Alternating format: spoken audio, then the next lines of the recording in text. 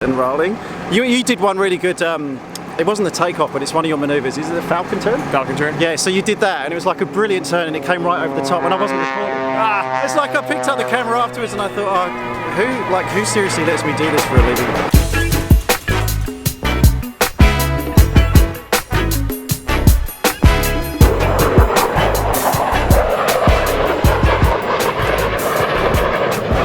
Oh, it's humid this morning.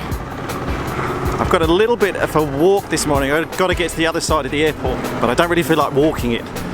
Hang on, we might be able to do this. How's your morning?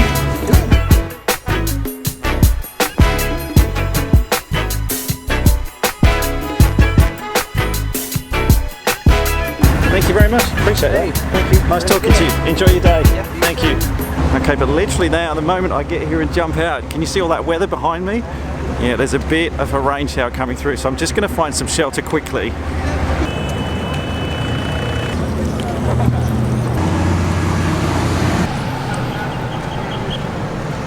Woohoo! Hey! It's live air show TV time! What's your... Come up with me. My friend Steph over there, you may recognise her from last year's Sun and Fun vlog. She's doing the live air show TV presentation down here this morning. They do a 2-hour pre-flight show down here from the stage, live from Sun and Fun. I'll link down below. If you're watching this and Sun and Fun still happening, you can watch the pre-flight shows on their Facebook page, YouTube. So he's talking to me. Great way to catch up with the air show if you can't make it down here in person. Although I did have it happen a few times. But yeah, with these events it's pretty fun. Good. The sun's come out. That's nice. That was just a brief shower passing through. There might be a little bit more rain later on today. You can kind of see, I don't know whether you can see it very well, but in the distance there's a few rain showers coming through. So there might be a bit more rain, but the display's going ahead, the air show's going ahead. Woo, it's another busy day here at Sun and Fun. I'm going to cut to the thing I'm most excited about though. Just after the national anthem is performed here at the air show, which they do every day, there's going to be a flyby by the F-16 during the national anthem, and that's piloted by a guy called Rain Waters, who, if you watch the vlogs from last year, you'll know that I met him and we had a quick chat outside his F-16. Well, this year we're going to catch up with him again, and we're going to get up close and personal with the F-16. So I'm really, really lucky to be able to do that. It's quite exclusive access actually to be able to get up close to the F-16. That's a whole kind of restricted area, that military area over the other side. The Blue Angels are over there, the 2 F-16s, but that is coming up. But first we have about half an hour before all that happens, and there's a part of the air show that I haven't shown you yet. There's a whole bunch of jets over there. Thought you might like to see it.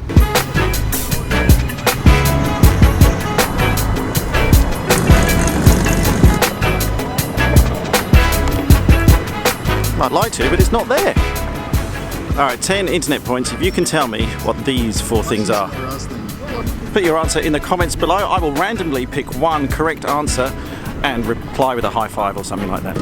Best prizes on this channel. The best prizes.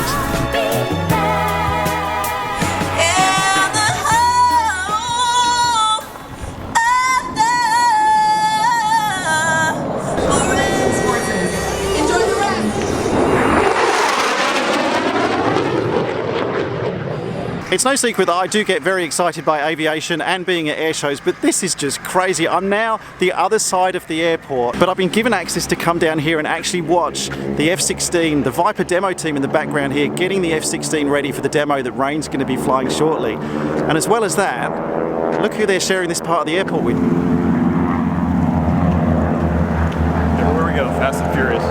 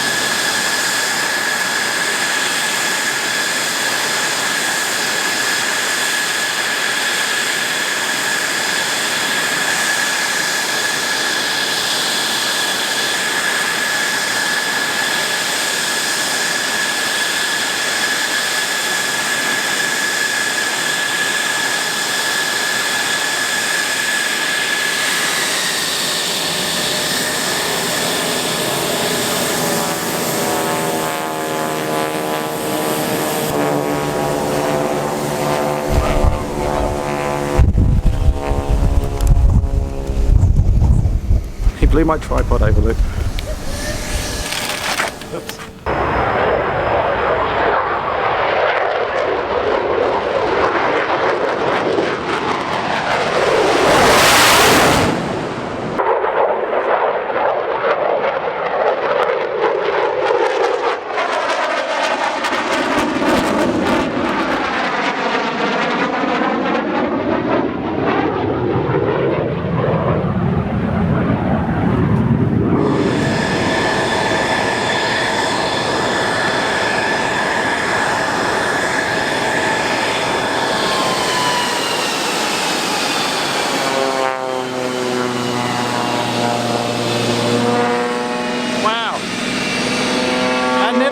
I love watching that. I'm not just saying that because I know the guy, but my favourite display of the whole week. That was awesome. Let's go chat to him.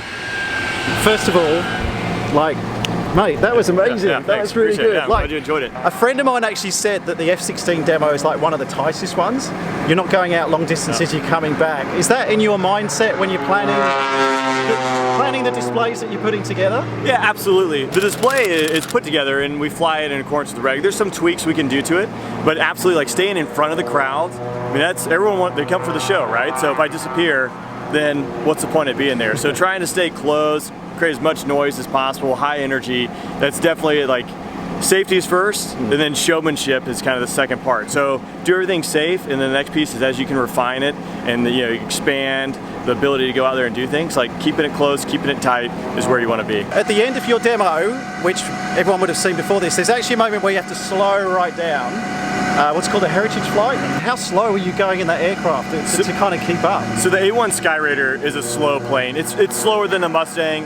Obviously, when I do my last pass, I'm going about 620 knots. I'm pulling 9 plus Gs, and then I'm going right to rejoin with a Skyraider that's going 200 knots. Obviously, this plane just wants to go fast.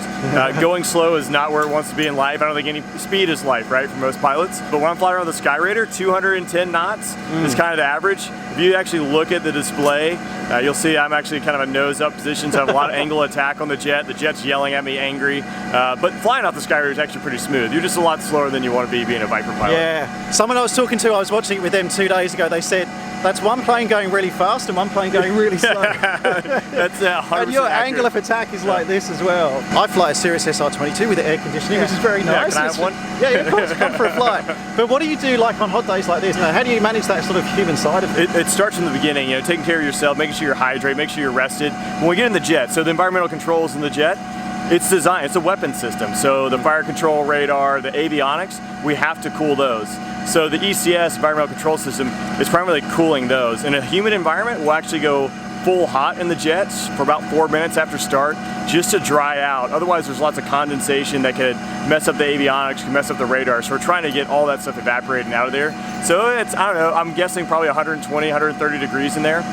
It gets really warm. 130, So, yeah. even I can do that conversion in Fahrenheit. Anytime it's over 100, that's it's like hot. 40 something, right? How long is it actually for the whole sequence, like wheels up to wheels down? It's about 15 minutes of the demo, then another 10 minutes of the heritage flight. So once I get in the jet to when I get out of the jet, we're talking about 45, 50 minutes. Do you relax during the heritage flight bit? I know you're still on and you're still concentrating, but are you like, oh, I'm done, and you're just flying around at that point? It's a completely different thing. So every time I get next to a heritage plane, so it is a priceless warbird with a man who has no ejection seat, and you're 3 feet from his wingtip.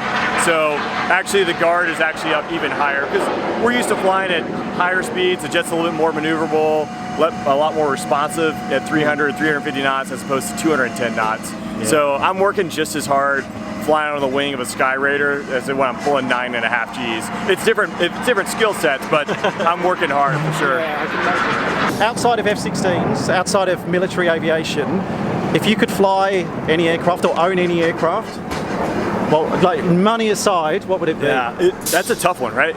I would have to go with the P-51. I fell in love with the P-51 as a kid. Nice. Flying a P-51 and owning one would be an absolute dream. Yeah. Not really convenient for getting the family from point A to point B, so I might have to look at a But you business look jet. cool doing it. Man, I fly in a Mustang because there's no one that does not love a Mustang, right? Like it's just an awesome plane. So yeah, it'd have to be a P-51. And finally, most important question, and I asked you this last year, and still nothing has happened. When are you coming to Australia? It's got to be. When are you like, come on? I know it's got to be soon. I got a lot of Australian friends. They keep hounding me about it, so it's going to be soon. soon. It's Yeah. got to be soon. All right, you're going to Yeah. come fly in the series as well when you come down? I'll hold you to it. All right, we've got this on film. We're going to hold him to it. If I'm back here at Sun and Fun next year and you're still demoing and you haven't been down, he's in trouble. That's so fair. Rain, thanks for your time, mate. Absolutely. Awesome Appreciate it. display. Absolutely. Awesome Thanks so display. much. Follow the Viper Demo team on Facebook, on Twitter, Instagram. Viper Demo team. You're all Yeah, over yeah, social we're all media. over. I'll link to it down below. Do follow them. Not only is this guy like such a badass pilot, he's one of the nicest people you can talk to down here as well. So follow his adventures. And also your channel is Rainwaters27. Yeah, Rainwaters 27. If you want some behind the scenes, some cockpit footage, you've got some sick 360s as well going on. I need to talk to you about how you do those as well. Actually. I'll link them below. Do follow them. He's a great man. Thanks for your Appreciate time. it. No, thank you. Appreciate it, brother.